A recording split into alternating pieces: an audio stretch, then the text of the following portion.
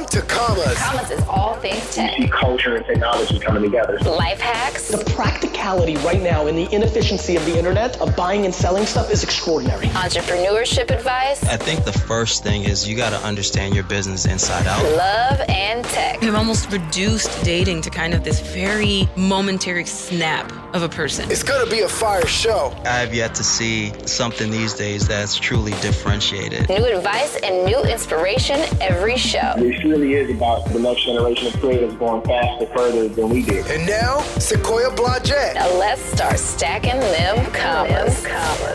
On this episode, we'll hear from financial advisor Justin McCurdy, who's here to help us get those finances in shape. Additionally, I'll answer all of your entrepreneurship questions from the gram.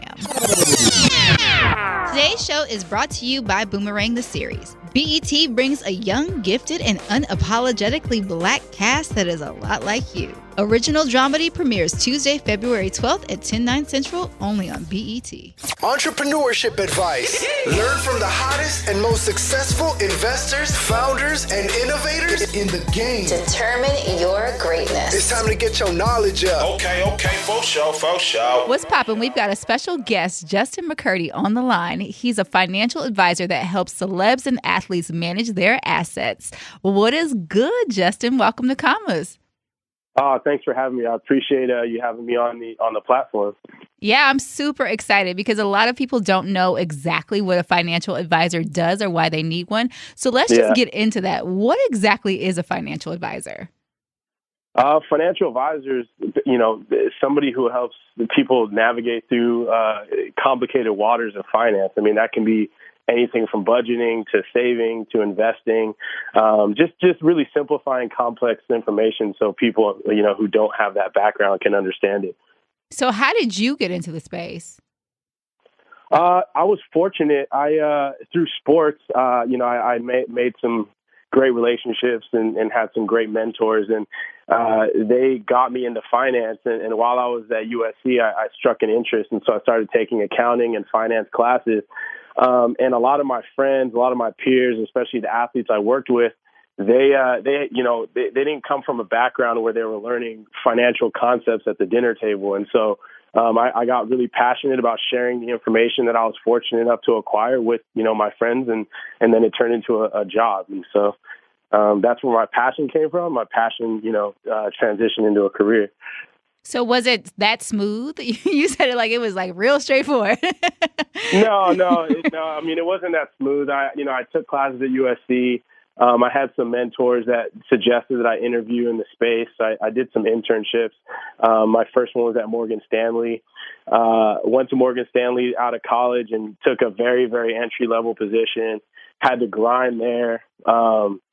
And, it was tough because that demographic of people at Morgan Stanley is very old, and being a younger guy coming in, it was hard to see the blueprint of success. But I stayed with it, worked hard, and over the course of 3 years, I developed a relationship with a guy named Lorenzo Esparza, who's a very prominent financial advisor. He took me under his wing, and I feel like I found my calling. And so, it wasn't an overnight thing by any means. It wasn't snap my fingers and become a financial advisor. It took a lot of work, but, I'm here now, and I'm fortunate that, I have this knowledge and I can share it with people that I work with. That's awesome. So what type of clients are you normally dealing with? All walks of life. I have, everything from business owners to doctors. But my niche and where I think I affect the most change is really in the athlete entertainer space. Not because they're celebrities. A lot of people, want to work with celebrities just because they think it's a cool lifestyle, or, they want to be in the entourage and whatnot. But that's really not my motivation. I think I affect the most change there because I can relate to that demographic. And also, it's, typically, whether it's the athlete or the entertainer, it's somebody who's given a lot of money at a really young age. And so the financial education and literacy is just extremely important. And so it's something I'm really passionate about sharing with them. So what exactly do you help them do? So it depends. I'll walk you through a storyboard format. So let's say it's an athlete. He just got drafted. He's instantly a millionaire at the age of, let's call it 19 to 22. The first thing is really helping guys understand the value of their contract, right? Because, same thing with entertainment. You sign a big movie or you get a big athletic contract. That's not your net take home, right? So you got to know what the taxes are going to be, what the withholdings are going to be, FICA, Medicare. And so once you get that net number, you're like, wow, it's not as much as I thought it was. So it's really helping them understand what they're actually making. From there, it's putting a budget together that isn't like, hey, look, I'm your financial advisor. I'm telling you exactly what to spend your money on. It's, no, let's find a budget that makes sense for both of us, something that's going to allow you to have longevity and live a very fruitful, successful, happy life, but you're not going to run out of money at the age of, 45. So it's really it's almost like a diet, right? It's, if you have somebody who comes in and tries to give you a food plan that doesn't incorporate one cheat day, at some point you're going to deviate from the plan, right? Mm-hmm. So I try and put a budget together that has, the vices and includes what people really love and enjoy, but everything's in moderation. After we're done with the budget and they've saved the critical mass, they have a nice, bulk savings account, then we can sit down, we have the investment conversation. That's awesome. What are you recommending in terms of investments? It really depends. So in wealth management, the two, concepts that people talk about in relation to investing is risk and reward, sorry. And it has a lot to do with what's called somebody's time horizon. So the longer you have until retirement, technically the more risk you can take, but everybody has a different risk appetite. So it's really sitting down with that individual, finding out what their short-term, long-term, and immediate-term goals are, and figuring out what the risk appetite is and putting together an investment portfolio that suits their needs. So it really differs depending on what client you're dealing with. What would you recommend for people who aren't celebrities? Would you recommend that they have financial advisors as well? And if they should, what type, where should they find these people? What's your recommendation? I believe a financial advisor is beneficial for anyone because honestly, it's about acquiring knowledge, and a lot of people don't have the time to pick up a textbook, and it's a lot easier to acquire knowledge through conversations. But with that being said, different firms and different financial advisors have different fee structures. And until you have, a certain asset level, I don't think it makes sense to pay more than, your market value. And so if you've got, if you're just starting out and you just came out of college and you need somebody to help you minimize your debt, pay off student loans, build a budget, hopefully you can find somebody who works in the industry who believes in you, who won't charge you up front because they know at some point if you do all the right things, you're going to have money and they can invest and it can be a win-win. If you can't find that person, then I would wait to actually hire a financial advisor, just because there's a lot of guys out there who will take your money and, maybe you're not at the point where you should be paying for that service. So just to circle back and answer, I think conceptually, yes, it makes sense for anyone to have a financial advisor. But when is the right time to pay for one is obviously dependent on where the person is in their professional life cycle. I think that's a good point. Like, I have a financial advisor, but I definitely am not making celeb nor athlete money. Yeah. And so I think you hit on a great point, is that there are different tiers, right? Like when you're in the beginning, maybe there's somebody who, I go through Financial Gym. So it's essentially a financial advisor company for females.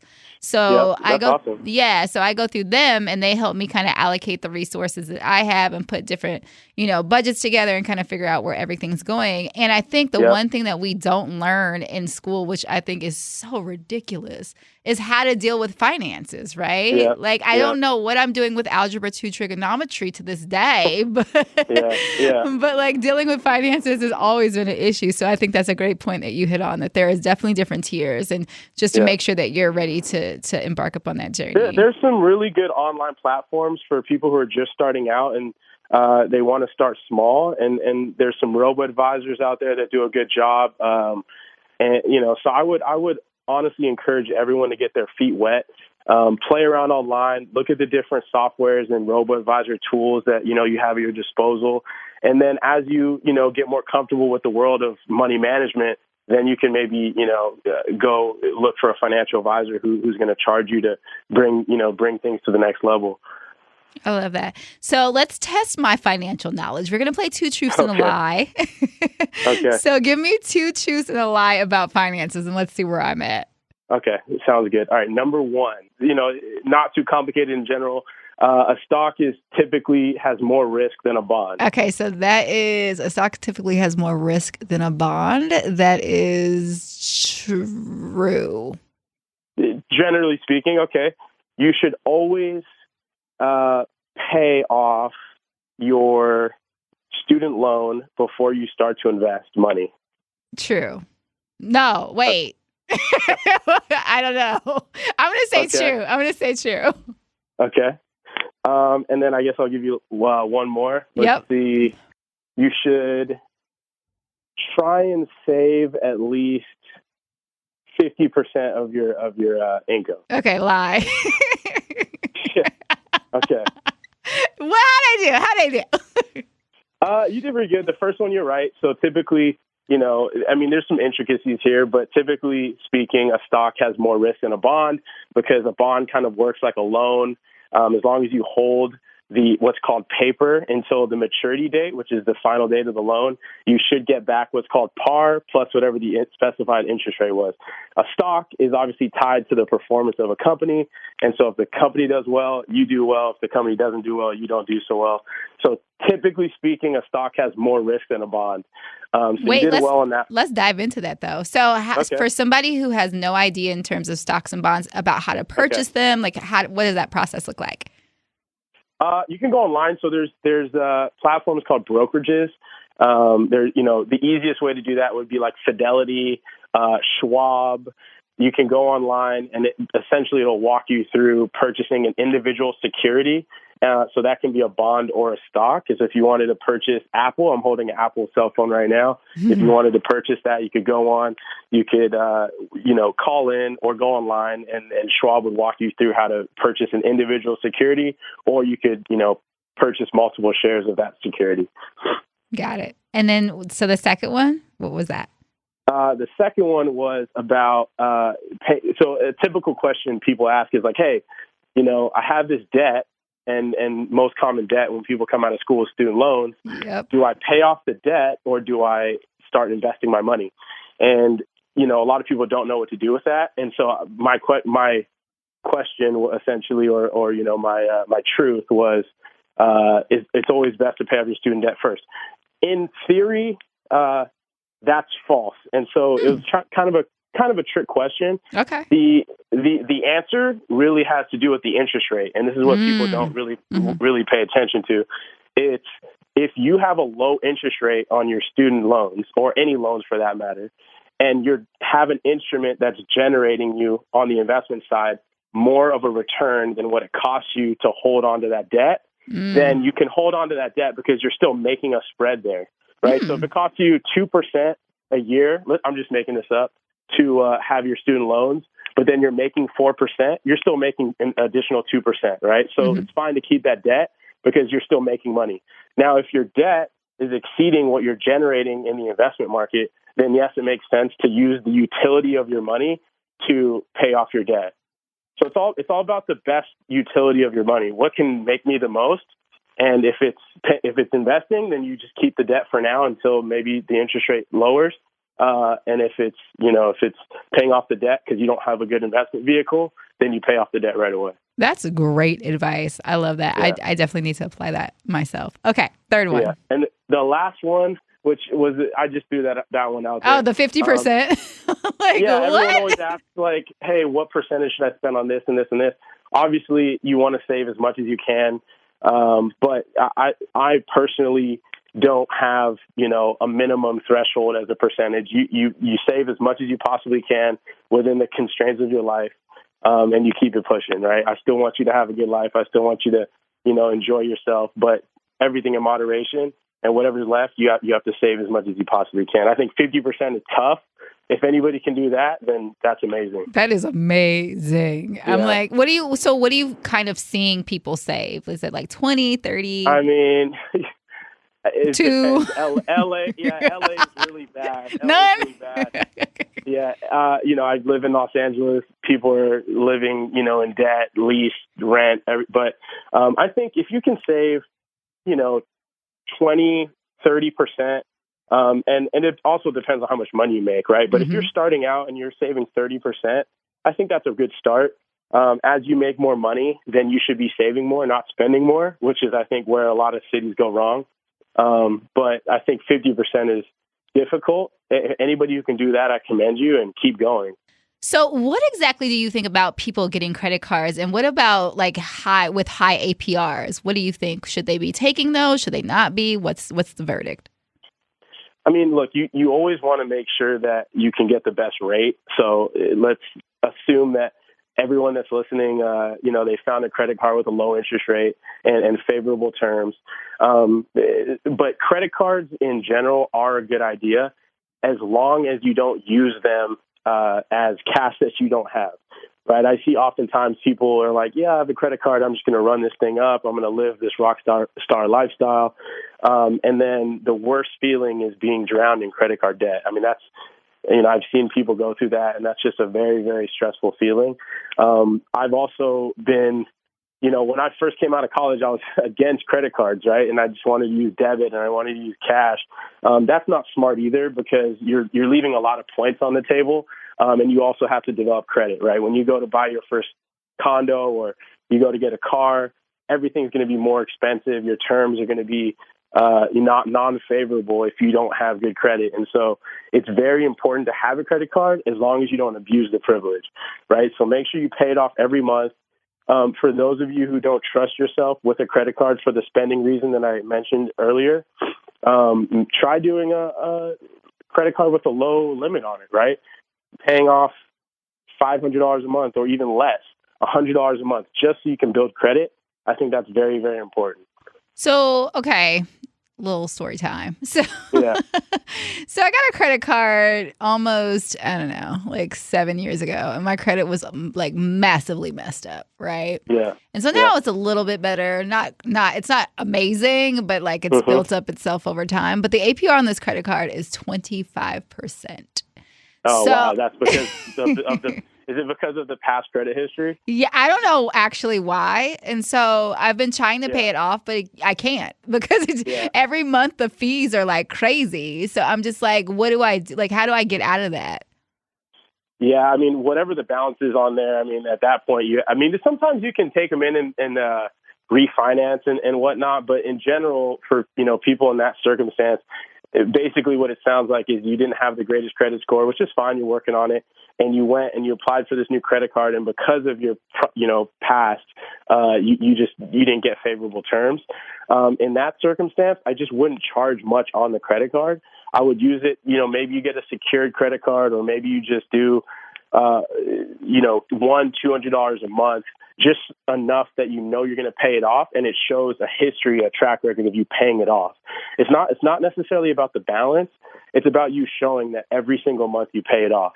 And if the APR is too high, or if you don't trust yourself again, keep the balance as low as possible. Use debit and cash for the bulk of your life until your credit score gets better, and just show a credit history. And over 1-2 years, all of a sudden you'll show, 12 to 24 months of paying on time, and your credit score will go up, which is very important.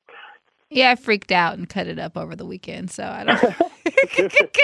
or just freak out and cut it up. So I don't know that I'll be charging on that anymore. Yeah, or just throw it away. But you know what? I commend you for doing that, because hey, if you freak out and cut it up, you still have a balance that you need to pay, but at least you're not going to be charging it, racking it up. Exactly. That was my theory too. Thanks, Justin. Yeah.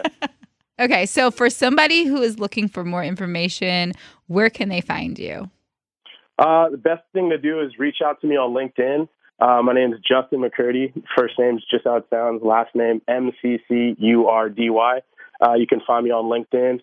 I'm on Instagram, which, it's a social thing, but I post financial related concepts on there as well.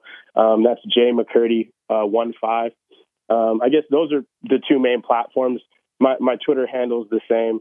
And I'd love to speak to anyone who has questions or wants advice about financial literacy. It's life hacks. Life hacking, baby. Tech tips and tools for everyday needs. Tap in. Control, copy these shortcuts and simplify your life. You heard us. All right, you guys, Justin dropped those gems, right? Okay, so just to give you guys a little bit more information in regards to how you're going to keep your finances together if you can't afford a financial advisor, one thing that I would recommend is proactive. So remember when cash envelopes were a thing, you would put your money into the cash envelope and you would only spend what's in the envelope, and that was the budget. So say, for example, you wanted to get groceries. You would say, okay, I'm going to allocate $200 to that, put it in the envelope, and then that is all you could spend. You would stay on budget, and essentially you would have more money at the end of the month, right? So Proactive is a new platform that just came out where you can do this digitally. So essentially what you do, you take the money out of your bank account and you allocate those funds toward the app. So say you want to put $200 towards groceries, you put that money directly onto the app. Proactive then provides you with a debit card. So then when you go to actually purchase your groceries, you use that debit card number, purchase your groceries. And if you're over, the debit card will actually decline. And if you're within the budget, it will deduct that money directly from the app. So it's super streamlined and very simple, and it keeps you from overspending. So you guys, make sure if you are not able to afford that financial advisor, if you're not in a place to do that yet, you're still on track to make sure your finances are in order. So you guys can check that out at proactivebudget.com. My people, Boomerang is coming Tuesday, February 12th at 10/9 Central on BET. And how is it different from the film of the same name, you ask? Let's get into it. First off is a scripted half-hour dramedy. We are introduced to the Graham legacy, Simone Graham, daughter of Marcus and Angela. She's headstrong, gorgeous, and uncompromising. Her colleague and guy bestie Bryson is the son of Jacqueline Breuer. Remember? Lingerie and trench coat? Anyway, Bryson has a vision of making his mark in the business, but he has his eye on Simone as well. Ari is an emerging director who walks on the wild side, and David is a pastor who has yet to get over Crystal, Simone's best friend. Tia is the firecracker of the crew, ready to break big with the help of Simone's marketing genius. You'll see some of your friends and a lot of yourself on screen. Boomerang, executive produced by Lena Waithe and Holly Berry. Premieres Tuesday, February 12th at 10/9 Central on BET. Check BET.com for show exclusives. Yo.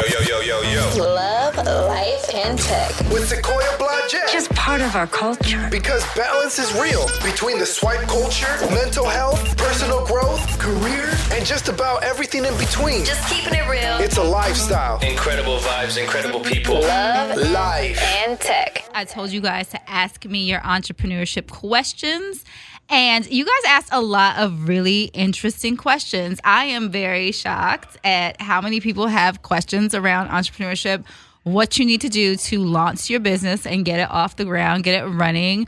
And there's some really deep questions in terms of like levels.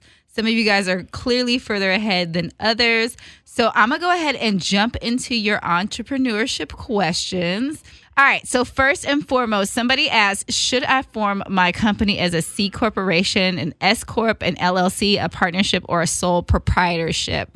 Now, the interesting process about all of these things, if you're formulating your company, is it depends on what your end goal is. So a lot of people, when they're forming their companies, initially they are sole proprietors. So you have a solo type of company. You're the only person who is the founder of this company. So you would want to form it as a sole proprietorship. Right? If you have a C corporation or S corporation, that 9 times out of 10 means you want to get some type of venture for your company. So that means that you want a company that is going to have some type of investment, whether that be private equity or venture capitalist. 9 times out of 10 going with that, they're going to want you to file it as a Delaware C Corp because it's a friendlier laws in Delaware. And if you're practicing somewhere else, or if your company is stationed somewhere else, you're going to have to file a foreign qualification for that. So basically, with your filings, if you're doing an LLC, that basically protects the entity. So it's saying, all right, If somebody decides to sue you, God forbid, but if they do, then your entity is protected. They can't go into your personal funds, but they can absolutely sue you and your business. And that is it, not your personal funds. So think about those things. We did an episode, maybe I would say 5 or 6 episodes ago with Jaya Thomas, who is an attorney, and she spoke about that. Where should I incorporate my business? Okay, that goes back to the question that I was just answering before. So in terms of incorporating, again, it depends on where you're at and what your goals are. If you are trying to get any type of venture capital funding, meaning there's a venture capitalist that is investing in your company, they prefer Delaware because it's just easier on the laws, the taxes. They just have a bigger break when they actually are investing in the companies. So that's something that you should consider when you're at that stage, if you're at that stage. All right, next question. Again, anonymous. You guys are so funny. I love this. How much should I capitalize my business with at the beginning? That depends. It depends on your pockets, right? So it depends on how much money you want to put in the business, how much you could afford to put in the business. I'm not a proponent of basically spending all your money and going broke and like eating ramen noodles and hustling until the business blows up. Like, I think you have to have a balance. So make sure whatever you're, putting to the side to grow this business, you have some type of money or some type of financing that you can put toward the business that you're bootstrapping that you could also live. Like, I don't feel like eating ramen noodles should be a thing. Like, that's just my opinion. So let's see. Next question, which is also anonymous. You guys are so funny. How likely will it be that I can get venture capital financing? Ooh, slim.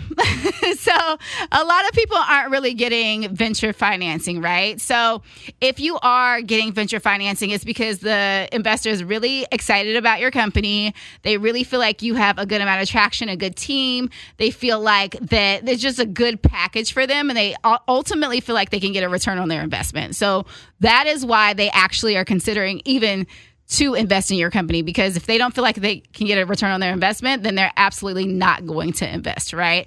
So that is the likelihood of it. And so for me, I don't focus on venture unless your company absolutely needs it at scale. I don't believe you should be focusing on venture until you're getting to the point of actually scaling a company. I think you should be focusing on profitability. And then after you're profitable, you have enough traction in the space, then you should consider actually going and scaling the company.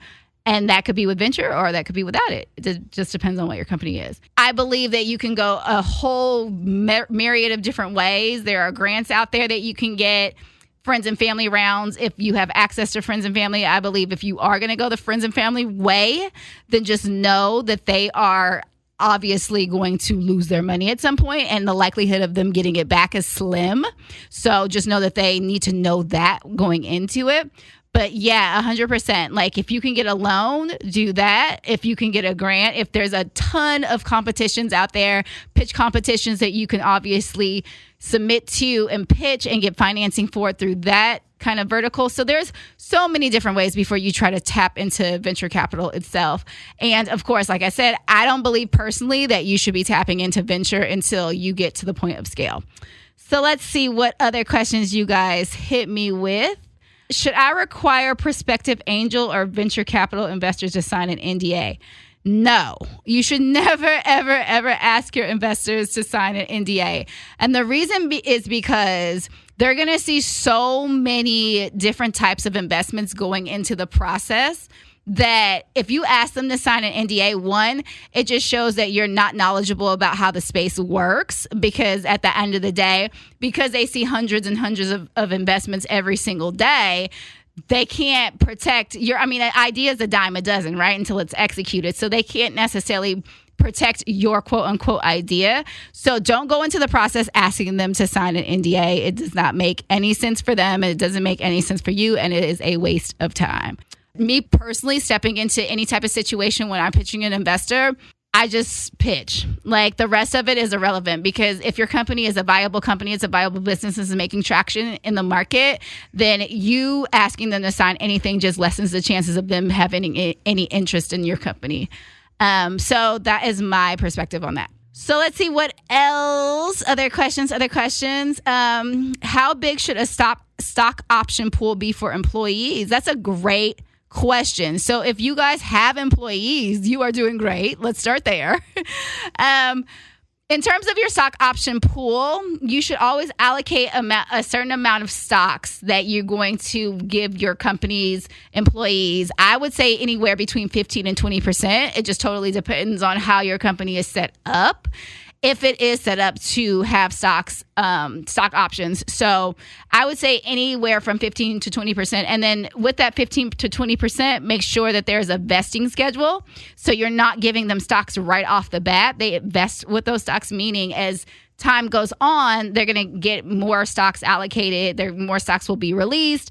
And eventually they'll get to the point of the maximum amount of stocks that you've offered them. They're not just getting them up front. And that goes to say, even for a co-founder, when you're starting a company, if you start a company, you have a co-founder and you're saying, hey, we're going to do a 50-50 split, both of you guys should be on vesting schedules, because the last thing you want is your co-founder running off to some island and you're stuck with the company, but they still own half of it, right? So essentially what you want to do is you want to have a vesting schedule going into it for both of you guys. And this actually makes investors more comfortable too. And as time goes forward, you're going to vest and then you'll get those allocations of the stocks, whatever stocks that you guys have between each other. So I would definitely recommend that you guys consider that. Okay, next question. How can a venture capitalist pay attention to me? I think I kind of answered that earlier. So if you want a venture capitalist to pay attention to you, again, traction trumps all. So when I say traction, I mean actually having some type of user base that is hitting a J curve, or actually having paid revenues, paid subscribers, paid whatever, like you're making money with the company, right? And you're making money on a consistent basis. And not only are you making money on a consistent basis, but you're actually growing, right? So it's not necessarily you are making the same money month over month. Your monthly recurring revenue is not the same month over month. You're actually seeing growth in that revenue. So that gets investors really excited. On top of that, you want to make sure that with that growth, you have a team that is great for the company. So there is a complete value proposition within that company, and the team members all have their own kind of basis of what they do really, really well. That makes investors really excited because they don't want to be a fourth team member, a third team member, a second team member. Like, they don't want to sign on to initially or essentially become an employee of the company. Like, that makes them really nervous, actually, when you're like, oh, I want you to invest, but also I need all of these other resources, right? So they want to be able to be sure that whatever you do, the team is very, very solid, right? So those are some of the things, making sure you have tons of traction, making sure your team is great, making sure there's a big enough market because they want a big enough market share. A lot of investors want like a 3x, 4x return. And in my case, my investor wanted a 10x return. So when you have those type of situations, you want to make sure that the market is big enough that you can allocate enough market share to give them that return when they have an exit. So essentially, like, an exit is like when you IPO, if you IPO, or if you get acquired, then they get their money back. So those are some reasons why investors would actually care about what you're doing.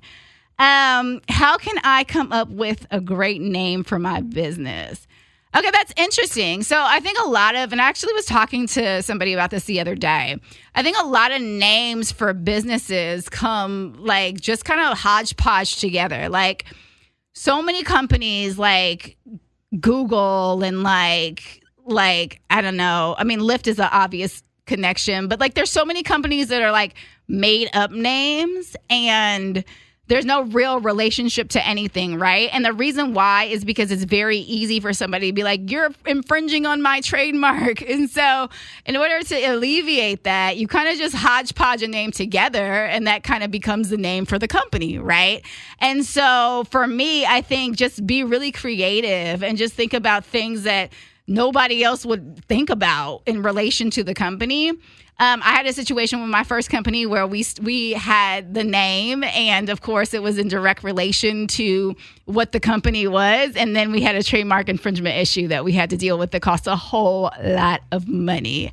So I would just say be really, really creative and just think about, what it could be that no one else would probably think about in relation to the two. What kind of business should I start?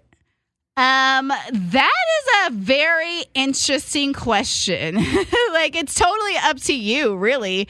What are you passionate about, right? Like, what makes you want to get up in the morning and spend tons and tons of time and hours and money and resources on, in terms of a business? Like, that's the type of business you just should start, in my opinion. A lot of people start businesses because they want it to basically make them tons of money. They want to be millionaires and whatever. And that's the rationale behind starting the business. For me personally, I don't think that that's a viable reason to start a business. I think you have to be passionate about it because it's going to take a ton of work. It's going to take a ton of effort. It's going to take a ton of money and resources. So I say if you're going to start anything, just make sure you're extremely passionate about it and that you want to work on it for at least a couple years, right? Because that's kind of the time it's going to take to get it to where it needs to be. Let's see. What are the biggest mistakes made by startup entrepreneurs? Oh my God, there's so many. The thing is, when you're a startup entrepreneur and you're just starting out, there's going to be so many mistakes because at the end of the day, you're just starting out. So it's not like you know all of these things going into it, right? And so you're going to make mistakes. You're going to have to learn from those mistakes, and you're going to have to pivot from those mistakes, right? Or you're going to have to iterate from those mistakes. So there's so many things that can happen. I mean, just starting the business and not having enough capital. So now you're super stressed because you're like, oh my God, I don't have enough money to keep this business running. So that's why I say when you start out, make sure that you have a certain amount of money allocated just toward the business. Because at the end of the day, I don't know about you guys, but I ain't trying to be like on a ramen noodle diet, right? So make sure you're allocating resources toward the business. I would say thinking success comes too quickly is one of those kind of mistakes that people make when they're just starting out. They think, okay, I'm going to have success within like literally the first couple of months. No, it takes like years in some cases to build a business, right? So I would say making sure that you allocate enough time and you know that it's not going to happen overnight. You know that it takes time to actually build a business. So that's a big one. Not carefully, I would say maybe budgeting, like making sure, going back to the finances, making sure that you have enough resources to run the business. That's a big one. Ignoring legal matters is huge. Like a lot of people don't think about the legal going into it. And they're like, okay, I just want to start the business because like 9 times out of 10, you don't even know what that legal is supposed to be. So a lot of people kind of just start and they don't focus on making sure that they've formed the correct entity or making sure that they've protected their assets or like all these things, right? Because ultimately the business is an asset. So making sure you're setting up all of your entity correctly is one of those things I would say too. So those are just some mistakes, but just know that when you're starting out, you're going to make so many mistakes and it's okay. Like, don't feel bad when you're making mistakes as an entrepreneur because ultimately those mistakes are going to be a learning experience and that's what's ultimately going to get the business to where it needs to go. So don't feel bad about that. Okay, let's see. How can I talked about that already. How can I protect my great idea? So many things. If it's like a hardware, you can get a patent for it. There's other ways to protect it. But ultimately, an idea is an idea until it's executed. So don't really focus on the idea, execute on the business, and then worry about protecting that. Unless it's something that's like your secret sauce. And then obviously, you can get a patent or whatever it is that you need to do. Someone asked how they can obtain a domain name. GoDaddy.com. That's the easiest way to answer that. How can I drive traffic to my website for my business? This is a great question because a lot of people are like, I don't have enough customers. I don't have enough customers. I don't have enough customers. And so they focus solely on getting customers, which I think 100% you need to do. But when you're doing that, you have to understand that every type of customer lives somewhere different. So if you're focusing on getting these type of specific customers, you have to figure out where your customer lives, right? So if my customer is super business minded and they're, maybe you have a law firm or something, maybe whatever it is, your customer 9 times out of 10 is going to live on LinkedIn, right? If your customer is in fashion or they're in photography or they're in like the creative spaces, 9 times out of 10, your customer is going to live on Instagram, right? So it depends. If you're doing Facebook ads, maybe your customer lives on Facebook. So make sure that you go and you are specifically going to where your customer lives and talking to your customer based off of where they're at versus trying to find your customer on every single platform or talking to the customer on the wrong platform, right? So that just takes some research to figure out.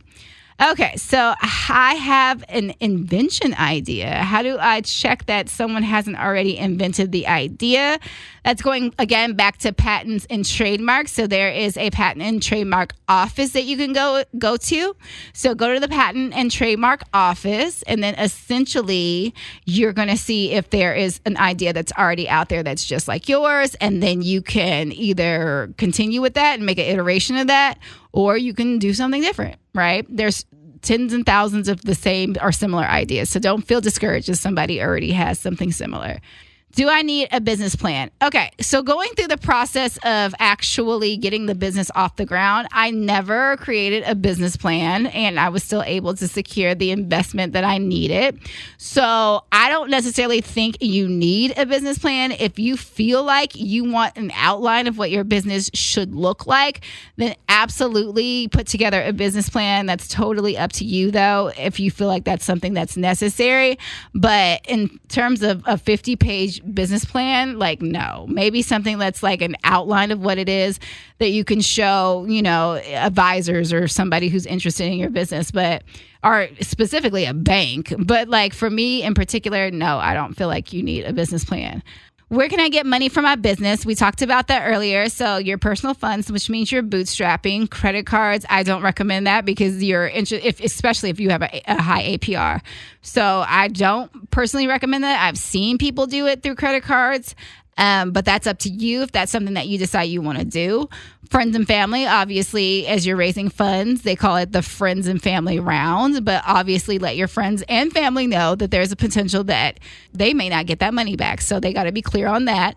Angel investors is a great one. So if you are, new and you're looking for financing, angel investors is a good route to tap into because they are not a part of a big fund, which means essentially they're not going to have to go and basically ask their partners or somebody else to approve the investment. They can make the investment themselves if they are interested in what you're doing.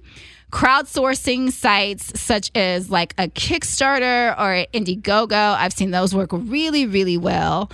Loans, bank loans are great because, of course, you're only paying the bank back, so you don't have all these other entities that you have to worry about. And venture capitalists. But again, making sure that you have dotted your I's, crossed your T's, and everything in between before you actually go to a venture capitalist. So I would say those are your resources when it comes to financing your business. What permits or licenses or registrations do I need for my business? That is another really, really good question. So permits that you need, it depends. Like if you have a brick and mortar and you're selling alcohol, obviously you're going to need those permits. Aviation, agriculture, those are things that absolutely need permits. Let's see, if you have a home-based business, you may need permits for that. So that's something that you should absolutely consider. Zoning permits, depending on, there's so many permits that you're going to need for your business if it is a certain type of business. So I would just say go back and do your research because every business is completely different in terms of the type of permits or licenses or registrations that you need in order to run the business.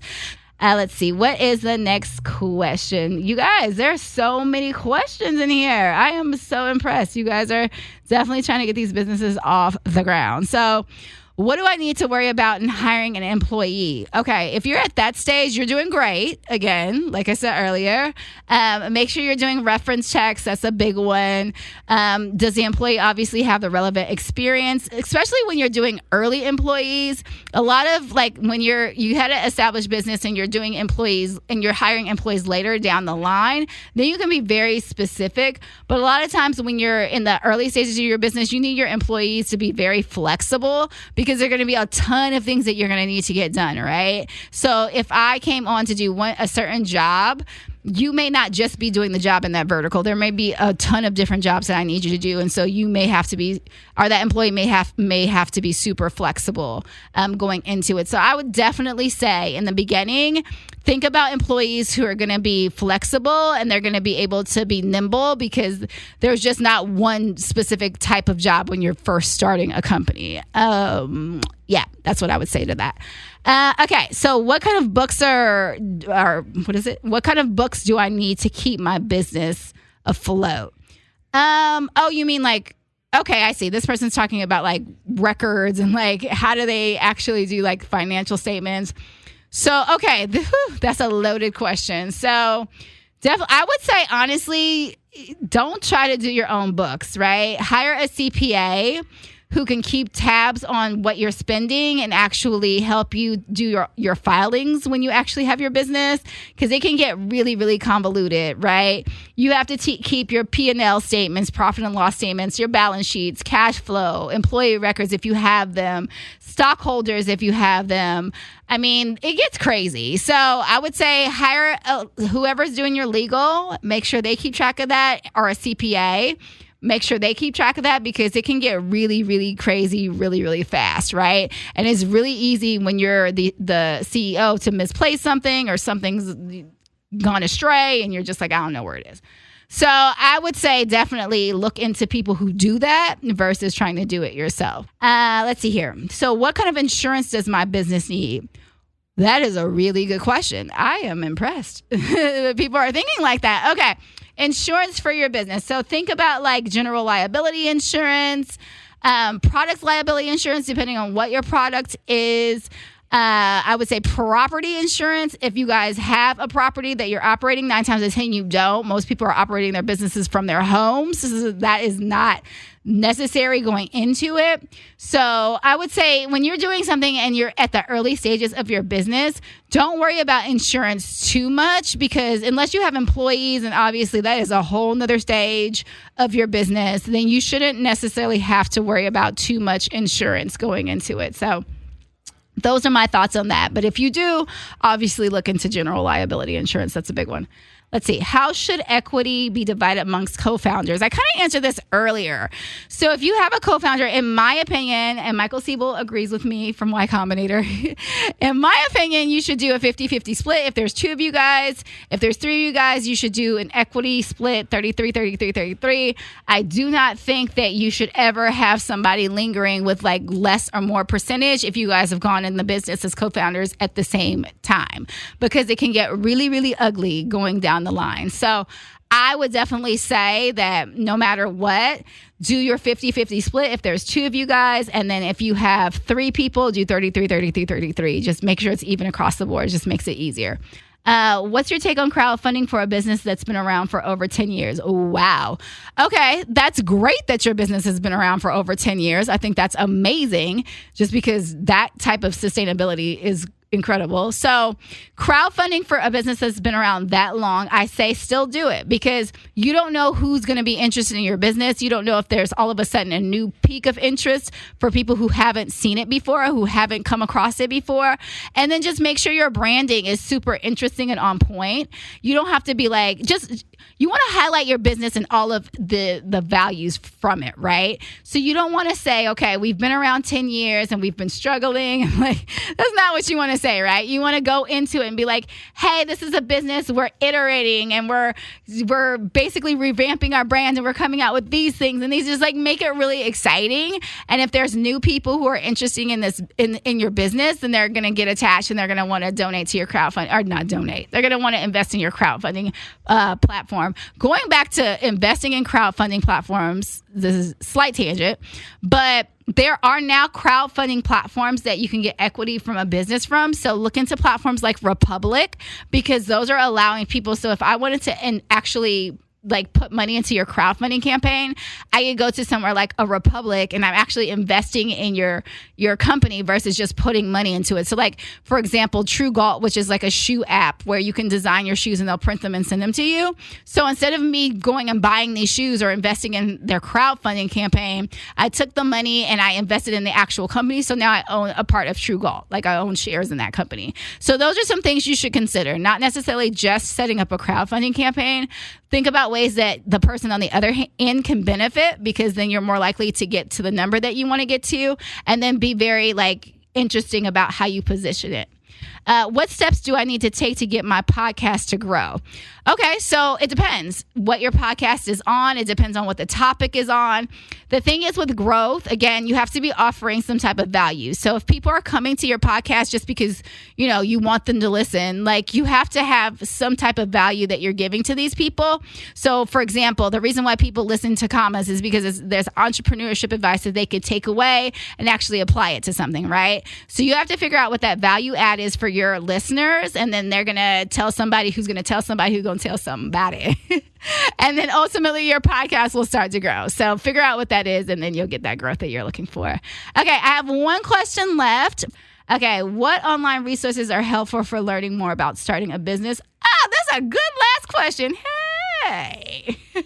So online resources, of course, you guys can go to commastheseries.com. We are actually an online resource platform for all entrepreneurs.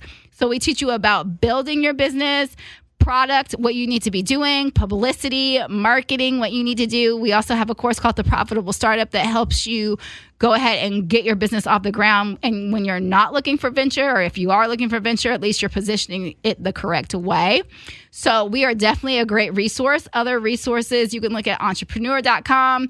You guys can look at inc.com. You can look at Black Enterprise. And if you guys want more of it, obviously we have a podcast, and that is on commastheseries.com. So again, log on, subscribe, and get all this entrepreneurship greatness so you guys can get your businesses up and running. Don't forget to check out Boomerang on BET, Tuesday, February 12th, 10/9 Central on BET.